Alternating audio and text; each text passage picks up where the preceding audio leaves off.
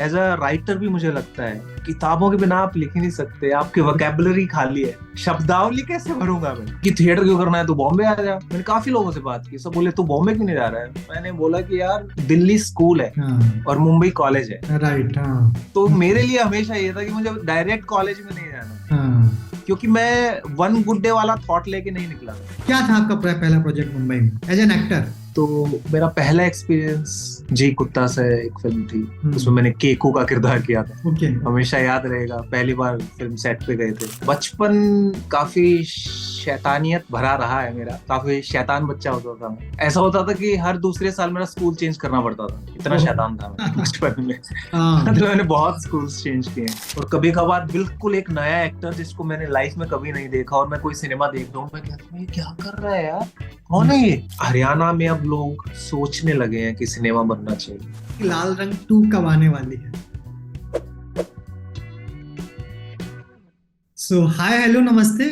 कविशाला में आप सभी का स्वागत है, क्योंकि अलग अलग फिल्मों पे, वेब सीरीज पे एक्टर्स की क्या कहानियां हैं, इन सब परिचर्चाओं में हम लोग रहते हैं। कविशाला सिनेमा के अंतर्गत प्रयास रहता है कि जो किसी एक्टर के पीछे की कहानी है, एक फिल्म के पीछे की क्या कहानी है, एक्टिंग के पीछे की कहानी हम बाहर निकाल के ला पाए अपने दर्शकों के लिए।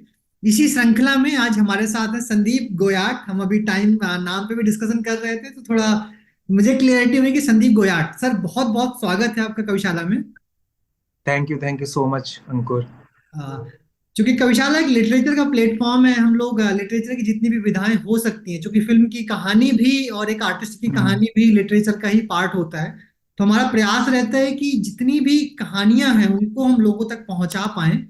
आ, उसी तर्ज पे या उसी उसी श्रृंखला पे मैं आगे बढ़ने से पहले, आपकी फिल्मों में जाने से पहले, आपका जो नया प्रोजेक्ट अभी एक नया गाना आया है जिसमें आप दिखे हैं, उस पे जाने से पहले हम आपकी कहानी जानना चाहेंगे कि आप कहाँ से बिलोंग करते हैं। मुंबई, आपके शहर, आपके बचपन से मुंबई तक का सफर हम पहले जानना चाहेंगे आपसे। आ, लंबा सफर कह सकते हैं, क्योंकि दूरी बहुत है मुंबई और रोहतक हाँ। के दरमियान। आई थिंक 1400 किलोमीटर के अराउंड है। हाँ। तो शुरुआत रोहतक से ही हुई थी। और बचपन काफी शैतानियत भरा रहा है मेरा, काफी शैतान बच्चा होता था मैं। और मतलब ऐसा होता था कि हर दूसरे साल मेरा स्कूल चेंज करना पड़ता था, इतना ओह। शैतान था मैं बचपन में। हाँ। मतलब मैंने बहुत स्कूल्स चेंज किए हैं, बहुत नॉटी था। हाँ। तो स्कूल किसी तरह निकला निकला।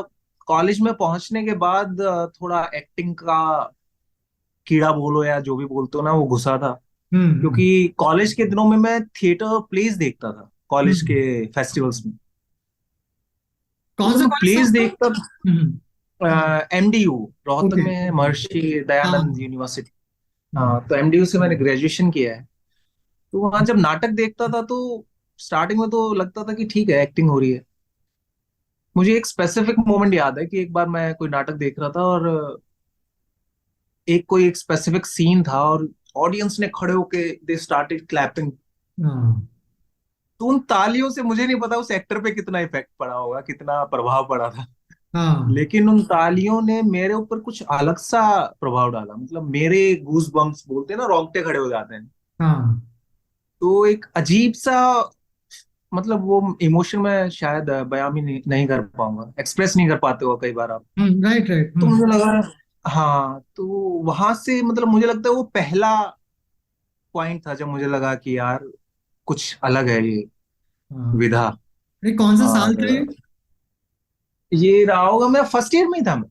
Okay okay okay. हाँ। और मैं एनसीसी कैडेट था, तो मुझे टाइम ही नहीं मिल पाता था। हम्म। एनसीसी वाले बहुत आर्मी ट्रेनिंग करवाते हैं हाँ। तो कॉलेज होता था, वो होता था। और मैं फिटनेस में बहुत इन्वॉल्व रहा हूँ हाँ। आज तक। और तो ऐसे ही फिर एक साल गुजरा, मैंने घर वालों को बोला, पापा को, कि मेरे को एक्टर बनना है, मेरे को एक्टिंग करनी है। हाँ। तो बोले कि पहले ग्रेजुएशन कर ले। तो फिर कॉलेज के प्लेज में मैं एज एन ऑडियंस काफी एक्टिव रहा। हाँ। कभी एंटर नहीं किया मैंने स्टेज पे, बट मुझे लगा कि मैं काफी प्लेज मैंने देखे। हम्म। तो फिर ग्रेजुएशन होने के बाद डिसाइड हो गया था कि मैं दिल्ली जा रहा हूँ। तो मेरे एक कजिन है सुधीर गोयत, वो एफटीआई से पास आउट है। ओके।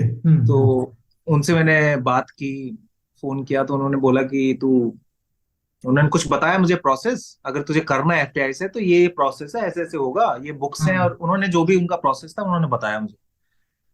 तो मैं बोला कि अब मैं थोड़ा सा कॉलेज में भी शैतानी था, हाँ तो मेरी जो पर्सनैलिटी थी उस टाइम पे, तो मुझे लगा मैं क्लास कल्चर मुझसे होगा नहीं, हाँ कि सुबह 9 बजे मैं क्लास में घुसूं और वहां पे 8-10 डिफरेंट तरीके के टीचर आएंगे। मैं वैसा लड़का ही नहीं था उस टाइम। तो मैं हाँ बोला कि मुझे है ना कुछ और बताओ, आप थिएटर करना है मेरे को। हाँ तो बोले कि थिएटर क्यों करना है, तू बॉम्बे आ जा। मैंने काफी लोगों से बात की, सब बोले तू बॉम्बे क्यों नहीं जा रहा है। मैंने बोला कि यार दिल्ली स्कूल है हाँ और मुंबई कॉलेज है। राइट। हाँ तो मेरे लिए हमेशा ये था कि मुझे डायरेक्ट कॉलेज में नहीं जाना है, हाँ क्योंकि मैं वन गुड डे वाला थॉट लेके नहीं निकला था। जैसे आप देख के पहुंच जाते हो ना, बिना कुछ किए आप पहुंच जाते हो। हाँ राइट राइट। इंस्पायर तो मुझे भी किया था, पहले रणदीप हुडा जो एक्टर हैं उनसे इंस्पायर हुए थे, क्योंकि वो भी रोहतक से हैं। हाँ तो उनको देख के लगा था कि हाँ, वहाँ अगर एक हमारा मतलब होता है ना, आपके शहर से अपना सा लगता है। हाँ लेकिन मेरे अंदर वो वाला थॉट कभी नहीं था कि ऐसे ही कि वो गए हैं तो मैं भी पहुंच जाता हूँ। मुझे हाँ था कि उसके लिए मेहनत तो पूरी करनी पड़ेगी आप। हाँ बिल्कुल। हाँ, तो वही सब सोच के फिर मैं दिल्ली गया। तो वहां पे अगर आपने सुना हो, एक्ट 1 थिएटर ग्रुप है, पंडित जी एन के शर्मा। ओके। हम्म हाँ, तो वहां मैंने लगभग 5 साल मैंने थिएटर किया। हम्म सोच के तो गया था कि 6 महीने करेंगे, और मुंबई हाँ क्या है।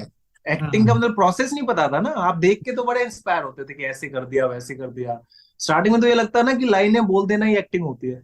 हाँ तो पर थिएटर में एक बार एंटर किया तो यार, सच कहूं Ankur, one of the best addiction था वो। हम्म। Good addiction. 6 महीने कब 4 साल 5 साल घर वाले भी बोल रहे हैं कि क्या कर रहा है तू, जा क्यों नहीं रहा है। हाँ लेकिन वो प्रोसेस ही कुछ अलग था, मतलब क्या कमाल के दिन थे वो, अभी याद आते हैं तो लगभग 5 साल बहुत नाटक किए, सैकड़ों नुक्कड़ नाटक किए।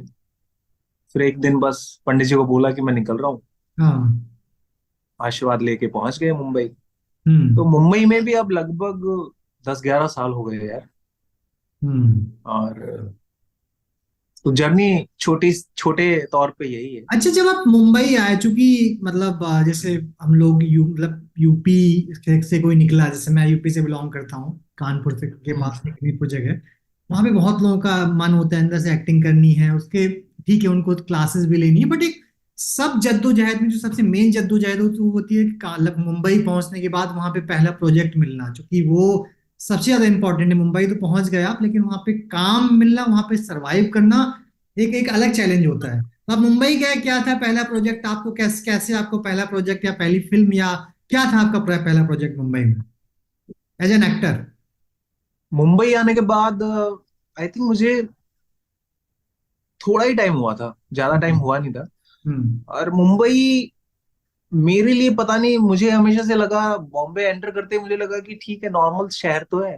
हाँ हाँ ऐसे ही हवा बना रखा है लोगों ने कि मुंबई मुंबई, आप सुनते हो ना कि मुंबई में खो जाते हैं और हाँ। ये हो जाता है, आप अकेले हो। अब मैं इसे लकी बोलूंगा खुद को, कि मेरी यारियां बहुत रही हैं, मतलब दोस्तियां बहुत कमाई है मैंने। हाँ बहुत दोस्त हैं अब भी। मुंबई आने से पहले ही ऑलरेडी मेरे बहुत दोस्त थे। तो ओके। मुझे कभी फील ही नहीं हुआ कि मैं एक नए शहर में आ गया हूँ और क्या जर्नी शुरू होने वाली है अब। हम्म जर्नी तो मैं रोहतक से निकला था तभी शुरू हो चुकी थी, बट मुंबई की एक डिफरेंट थी कि अब सिनेमा के लिए नई शुरुआत करनी। हम्म। तो आई थिंक मैंने कुछ ही एक ऑडिशन दिए होंगे, और पहली फिल्म थी मेरी एक, जी नाम से एक फिल्म है, जी कुत्ता से। जी हाँ। इसको बोलते हम्म हैं ना, मन। हम्म। तो वो मेरी पहली फिल्म थी। तो वो ऑडिशन के दौरान ही हुई थी, उसके भी 3-4 डिफरेंट स्टेजेस पे डिफरेंट कैरेक्टर्स के लिए उन्होंने ऑडिशन लिए थे। और हम्म, किसी लास्ट में जाके एक ऐसे किरदार के लिए मेरे को फाइनल किया था जिसका मैंने ऑडिशन तक नहीं दिया था। अच्छा हाँ, ऐसा मुंबई में बहुत बार होता है कि आपको आपको टेस्ट किया जाता है डिफरेंट कैरेक्टर्स के लिए, हाँ लेकिन समहाउ डायरेक्टर या डायरेक्टर्स टीम, उन्हें लगता है कि नहीं यार, ये इस किरदार में ज्यादा फिट है, हो सकता है। शायद ये इसको ज्यादा अच्छे से कर पाएगा, निभा पाएगा। तो हाँ। ऐसा बहुत होता है। तो मेरा पहला एक्सपीरियंस जी कुत्ता से एक फिल्म थी, उसमें हम्म। मैंने केकू का किरदार किया था। ओके। हमेशा याद रहेगा, पहली बार फिल्म सेट पे गए थे। हाँ हाँ हाँ हाँ। बड़ा अच्छा अनुभव था। अच्छा, दूसरा, चूंकि आप एक ऐसे प्रोजेक्ट से जुड़े हुए हैं अभी जिसका मतलब दर्शकों को सालों से इंतजार है। इवन हमारी अभी अफजल सर से बात चल रही थी कुछ वक्त पहले, तो मैं आपसे फिर से वही प्रश्न पूछता हूँ कि लाल रंग 2 कब आने वाली है? अगर सर नहीं बता पाए तो मैं कैसे बताऊंगा। हाँ। क्या किरदार है पर आपका, नहीं, आप किस उसमें दिखेंगे इस बार? क्या क्या कुछ कुछ कुछ आप साझा कर पाए? नहीं नहीं नहीं, मैं मुझे आप एज एन एक्टर आप मेरा इंतजार ना करें। हम्म। उसकी अभी किसी को क्लैरिटी नहीं है। हाँ। मैं बहुत सारे लोगों को शायद जो ये इंटरव्यू देखे उन्हें थोड़ी क्लैरिटी मिले। आपने ये सवाल किया, बहुत लोगों ने ये सवाल किया है। हम्म। अगर आप पोस्टर पे जाएंगे, क्रेडिट्स देखेंगे, तो मैं उसमें एज अ राइटर हूँ, लाल रंग टू अच्छा, में। ओके। हम्म। हाँ। अफजल सर को मैंने असिस्ट किया है, मतलब मैं एडिशनल स्क्रीन प्ले और डायलॉग्स मैंने किए हैं। Okay okay okay. हम्म। हाँ, हम्म। एक्टिंग का तो अभी स्टेज बहुत आगे है, वो हाँ। बाद में देखते हैं, यू नेवर नो, क्या हाँ। पता आप मुझे एक्टिंग करते हुए देखें। हम्म। लेकिन अभी कुछ भी फाइनल नहीं है एज एन एक्टर। हम्म। अभी तो मैं उन्होंने साइन मुझे, मैं अभी तो मैं एज अ राइटर साइन हूँ। हम्म। तो ये बात बहुत लोगों को नहीं पता, सबको ये लगता है कि अच्छा एक्टर है संदीप, तो हाँ इसमें भी एक्टिंग ही कर रहा होगा। हाँ हाँ पर अफजल सर ने ढूंढा मेरे अंदर एक राइटर भी है, हाँ। अच्छा, आपका क्योंकि उनके राइटिंग का साथ। पहला प्रोजेक्ट था ये? इसके पहले भी आपने कुछ? हाँ हाँ, नहीं नहीं नहीं नहीं, पहला ही प्रोजेक्ट है। और बहुत मैं, अब अगेन मैं अब इसे लक कहूँ या क्या कहूँ, या लक को मैं थोड़ा कंफ्यूज हो जाता हूँ कि लक ही होता है या सिर्फ मेहनत होती है, पता नहीं। हाँ क्योंकि अफजल सर के साथ मैंने शिक्षा मंडल किया था एज एन एक्टर। हाँ। तो वहीं से मेरा उनके साथ एक रिलेशन डेवलप हुआ था, हम्म। और मुलाकातें और कुछ और डिफरेंट स्क्रिप्ट रीडिंग्स के दौरान ही उनको पता नहीं, उन्हें फील हुआ कि मैं एक अच्छा राइटर हो सकता हूँ। तो ये मैं बड़ा तो हमेशा इंटरेस्टिंग है ये। इवन मैं इस थैंकफुल। पे बात करूंगा उनसे कि हमने एक्टर्स को जो राइटर्स हैं उनको तो एक्टिंग करते हुए देख लिया, बट एक एक्टर राइटिंग में है और उसकी फिल्म के डायलॉग लिख रहा है, फिल्म के स्क्रिप्ट लिख रहा है, बड़ा बड़ा शानदार है। उन्होंने क्या स्किल पकड़ी है सर ने। ये तो हाँ, बड़ा नहीं अलग नहीं, मैं अनुभव है। हमेशा उनका शुक्रगुजार रहूंगा, क्योंकि हाँ। मतलब मुझे लगता है कि हर आर्टिस्ट या हर एक्टर जो होता है ना, हम्म। कहानियां तो वो, जैसे स्क्रीन पे कहानियां ही तो प्ले करता है वो, हम्म। तो उसके जहन में वो कहानी प्रोसेस डिफरेंट है। हम्म। बट एक्टर से ज्यादा दूर नहीं है कोई भी हम्म। राइटिंग, क्योंकि उससे गुजरता वही है ना। हाँ, राइट राइट। राइटर स्क्रिप्ट लिख के मुझे देता है, मैं एक्टर हूँ। तो हम्म। मुझे वो कितनी बार पढ़नी पड़ती है, उसके किरदारों को मैं कैसे प्ले करूंगा, क्योंकि मुझे तो और डीप जाना पड़ता है एज एन एक्टर किरदार के अंदर। हम्म। तो मुझे तो लगता है कि राइटर और एक्टर काफी नजदीक है एक दूसरे के। हाँ हाँ राइटर में एक्टर और एक्टर में राइटर, मुझे लगता है दोनों बसते हैं। हाँ। बट एक्सप्लोर आप कितना किस किरदार को करते हो, वो डिपेंड करता है कि राइटर के किरदार को आप ज्यादा एक्सप्लोर करके बैठे हैं या एक्टर के। क्योंकि हम्म। मुझे तो बहुत मजा आया, मतलब राइटिंग के प्रोसेस में। और अफजल सर कमाल है, अब उनके बारे में मैं क्या बोलूं। हाँ। और राइट। इंसान ही बहुत बहुत अच्छे हैं। तो वहीं खत्म हो जाती हैं सारी बातें। मुझे हमेशा से मेरा मानना है कि अगर हाँ, इंसान अच्छा है तो सब अच्छा है, बिल्कुल। बाकी सब सेकेंडरी। Right right. अच्छा, एक चीज और है कि चूंकि आप तो आपसे आई थिंक ये प्रश्न पूछना और जायज बनता है कि एक जो एक्टर होता है या एक थिएटर का मतलब एक आर्टिस्ट होता है, उसके लिए लिटरेचर पढ़ना, एक लिखने का पार्ट छोड़ दें, उसके लिए पढ़ना लिटरेचर कितना इंपॉर्टेंट होता है। और उसकी एक्टिंग में, या मान लीजिए जैसे आप राइटर की बात करें, उस राइटिंग स्किल में थोड़ा सा भी राइटिंग स्किल पार्ट है। एज एन एक्टर बात करें, ये थिएटर आर्टिस्ट बात करें, उसको लिटरेचर पढ़ना उसके लिए लाइफ में कितना हेल्पफुल होता है, उसकी एक्टिंग में या थिएटर में? बहुत ही ज्यादा हेल्पफुल है, मतलब मैं बहुत ही, मतलब मैं अभी उतना सीनियर या उतना एक्सपीरियंस नहीं हुआ हूं कि मैं आपको बहुत फिलोसफिकल कोई हम्म। जवाब दूं। बट मैं बहुत, मतलब सिंपल भाषा में अगर मैं बोलूं तो ये है कि लिटरेचर या सिनेमा तक, हम्म। दोनों, किताबें और सिनेमा, एक एक्टर को हमेशा बोला जाता है। सिर्फ एक्टर को नहीं, मुझे लगता है सिनेमा से रिलेटेड कोई भी आर्ट है, हम्म। उसको किताबें और सिनेमा देखना पड़ता ही है और किताबें पढ़नी पड़ती है। क्या होता है, आपका एक पन्ना है, कोरा पन्ना है, बॉडी में मेमोरी कह लो या जो भी है। हाँ एक तो आप उसको लाइफ से भरते हो, अपनी हाँ। लाइफ से। मेरे लाइफ के कितने एक्सपीरियंस है, लेकिन मेरी लाइफ के एक्सपीरियंस लिमिटेड है। हम्म।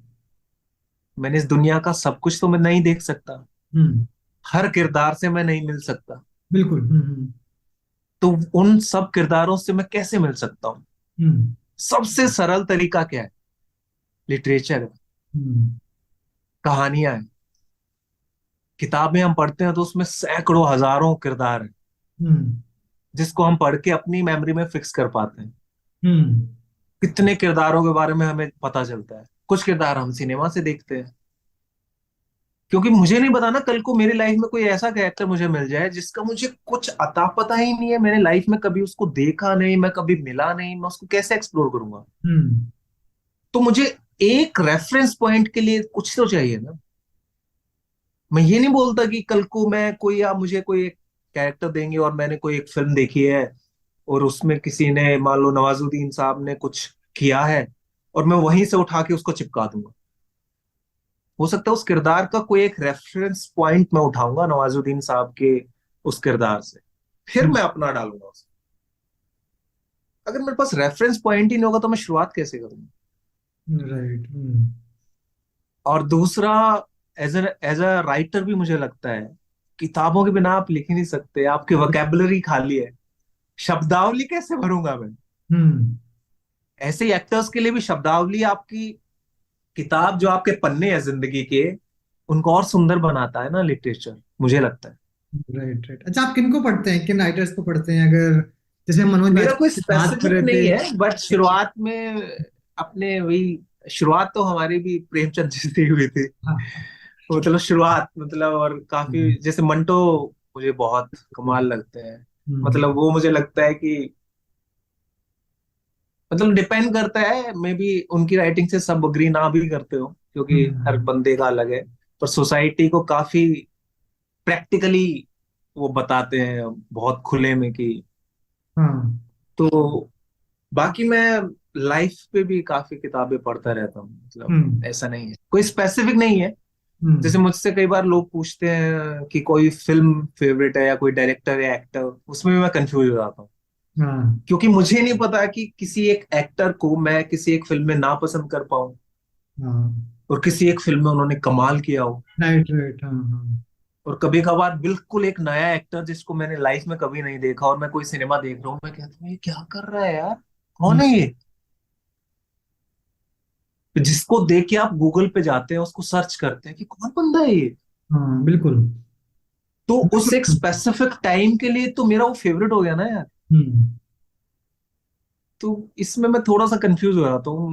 मतलब कुछ लोग बोलते हैं कि तो रूड है, हाँ। बट मैं क्या करूं, मुझे मुझे नहीं पता, मतलब मेरे बहुत सारे फेवरेट हैं, एक्टर्स भी डायरेक्टर्स भी, मैं क्या हाँ। करूं?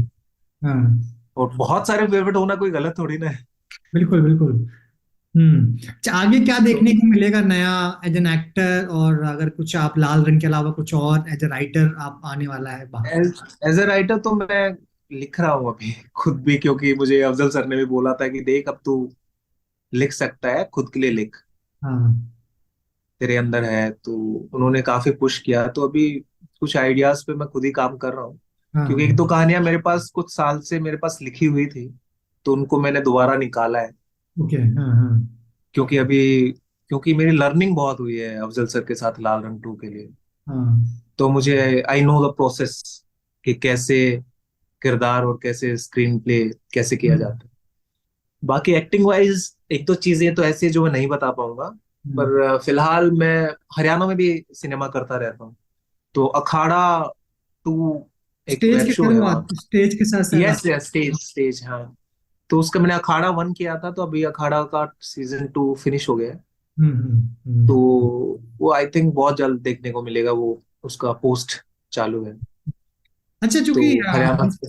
हाँ, कविशाला पे बात करें, एक अच्छा आपने एक पॉइंट मतलब दिया डिस्कशन के लिए कि मान लीजिए जो रीजनल ओटीटीज हैं, सिंपल सा स्टेज की बात करें, है ना, तो जो हम्म। रीजनल सिनेमा है या रीजनल लैंग्वेजेस को आगे बढ़ाने के लिए, रीजनल साहित्य को आगे बढ़ाने के लिए, रीजनल सिनेमा को ऑब्वियसली आगे बढ़ाने के लिए कितना हेल्पफुल हो रहा है, क्योंकि आपने एक ऐसे प्लेटफॉर्म के साथ काम भी किया है कि आपने देखी हम्म। होंगी लाइव कैसी प्रक्रियाएं चल रही हैं, क्या उनके क्या प्लान्स हैं, किस तरीके से वो काम कर रहे हैं, पूरे सिनेरियो को आप किस तरीके से देखा आपने?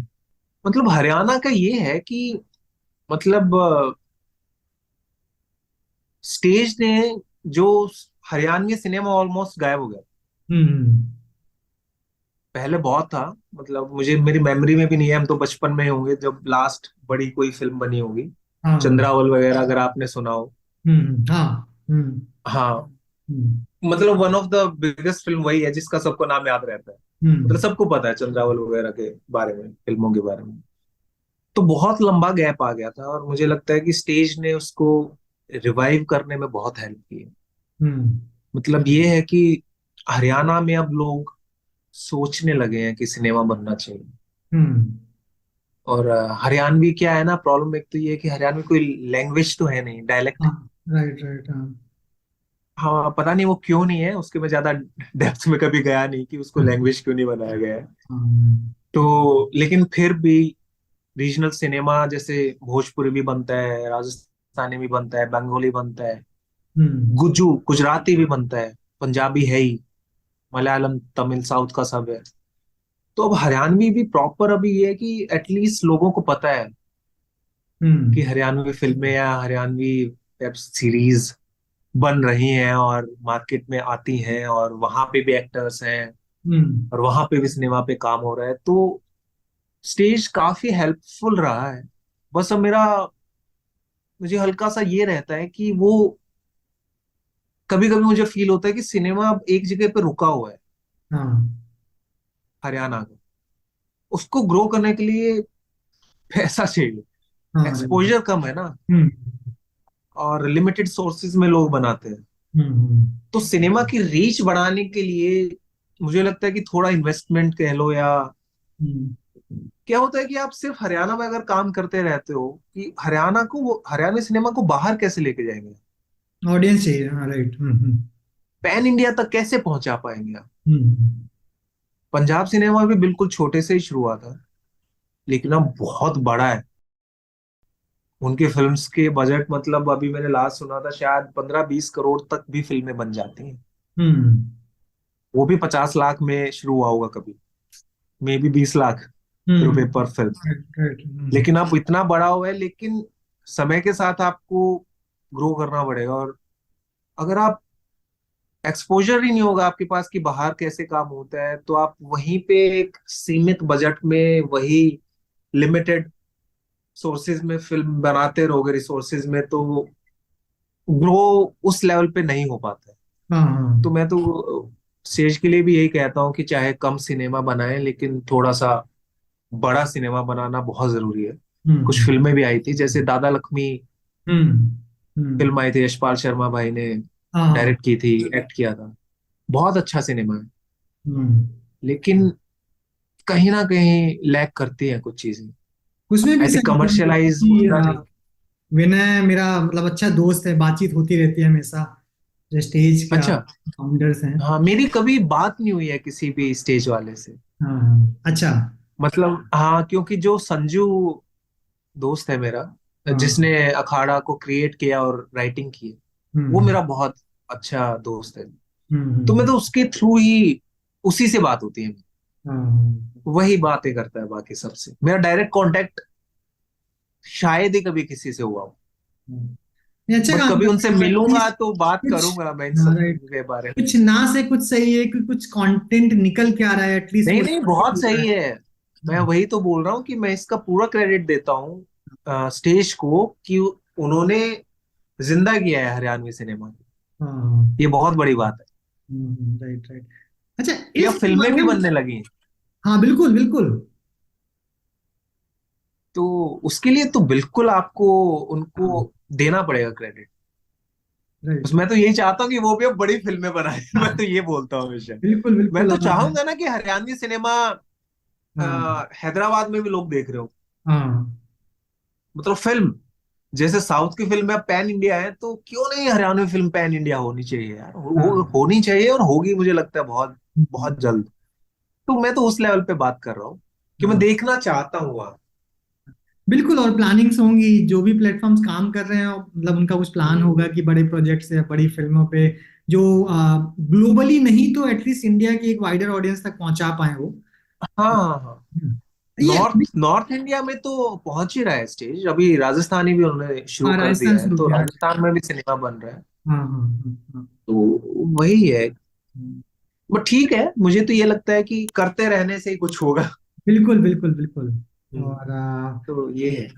हाल फिलहाल में मैं आपका, चूंकि मैं फॉलो आपको इंस्टाग्राम में बड़ा नजदीक से करता हूँ, तो मैं देख रहा था कि इश्क मरहम करके एक आपने अभी एक गाने में भी दिखे हैं, तो क्या कुछ आगे कुछ और ऐसा देखने को मिलेगा?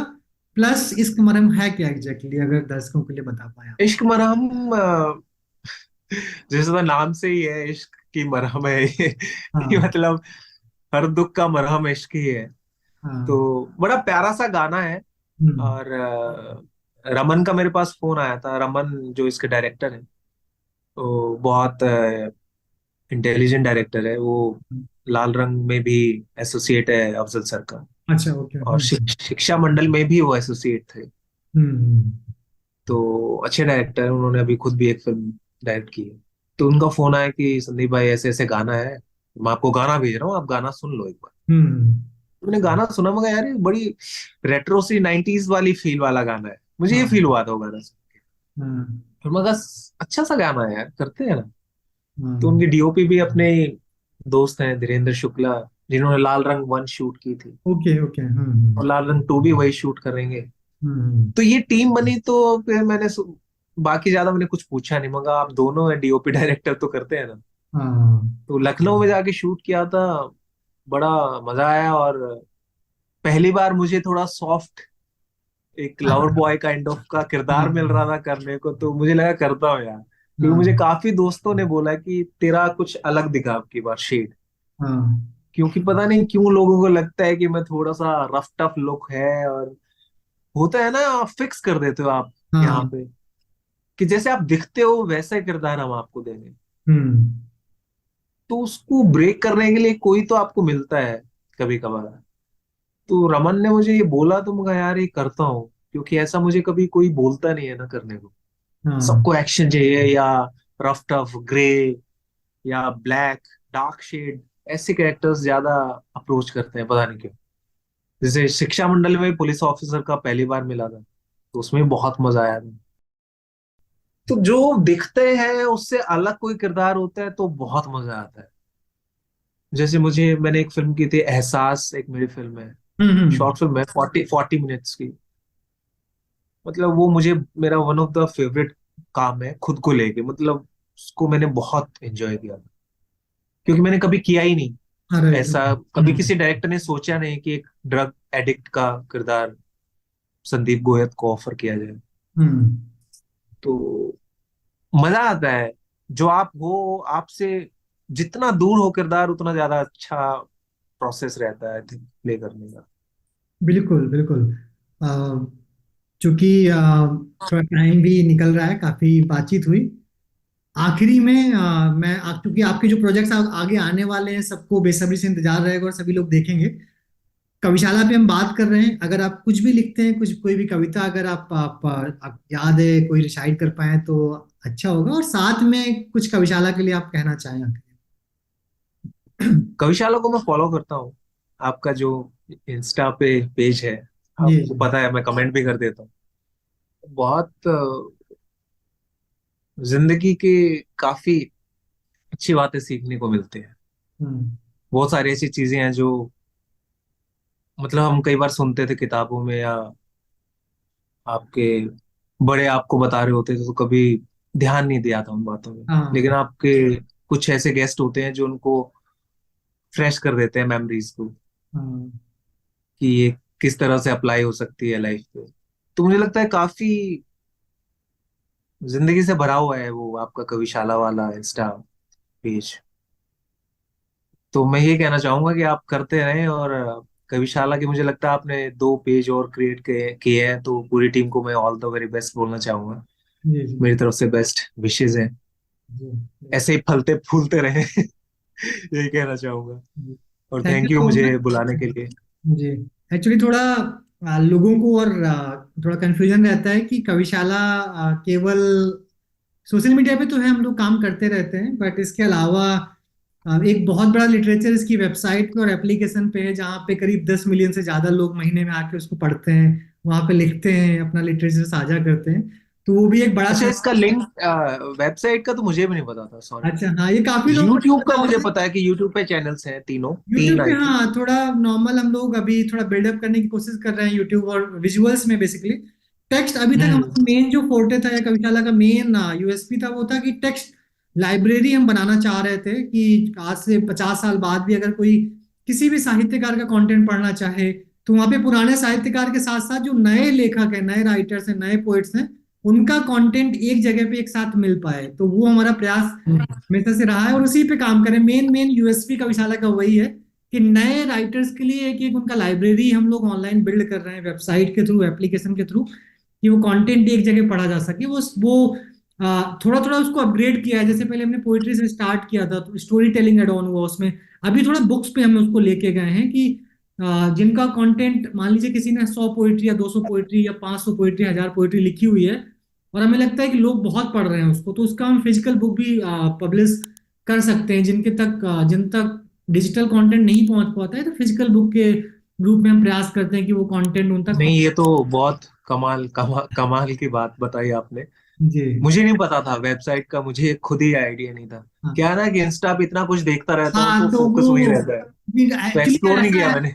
ऐसा है भी कि 90% या मतलब 99% जितने भी पेजेस बने हुए हैं, वो केवल इंस्टाग्राम पेज पे ही साहित्य के लिए काम कर रहे हैं। और अच्छा भी है उससे कि एक बड़ा साहित्य निकल के आ रहा है, लोगों तक पहुंच रहा है। मतलब कविशाला की तरह नहीं, के बहुत बिल्कुल बहुत बिल्कुल। सारे पेज जी।